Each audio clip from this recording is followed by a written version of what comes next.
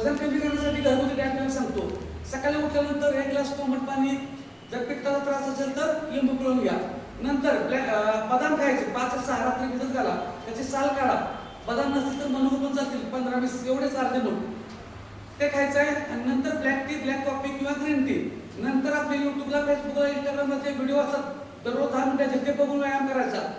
शक्य असेल तर तुम्ही आम्हाला ऑनलाईन जॉईन असाल तर तो ऑनलाईनचा वर्कआउट करा, जे काय असेल ते.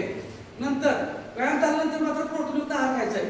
अंडी खात असाल तर 3 अंडी खायचे व्हाईट आणि 1 पूर्ण खायचं आहे कॅपॅसिटीनुसार.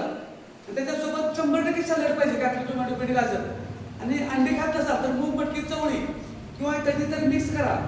मिक्स करून घ्या, मोडाले खावा किंवा वरण करून उसळ करून घ्या, तिथं लिंबू पिळा, त्याच्यावर बरोबर सॅलड घ्या. हे झालं सकाळचं.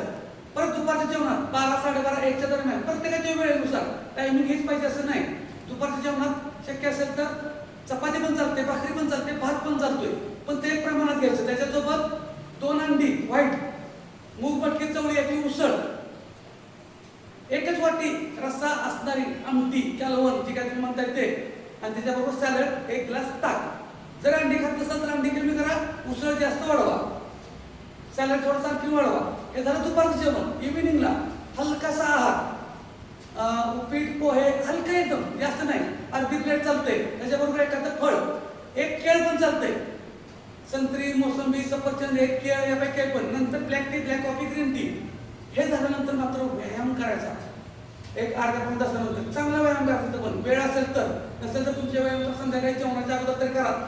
हे झालं इव्हिनिंगला. संध्याकाळी रात्रीच्या जेवणात 2-2.5 तास अगोदर, झोपायच्या अगोदर जेवण झालं पाहिजे.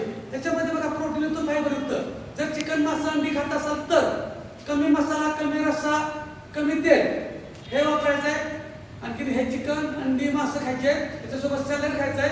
अर्धी किंवा 3 कोर भाकरी घ्यायची. एकदम साधं सोपं आहे, उपाशी अजिबात बसायचं नाही.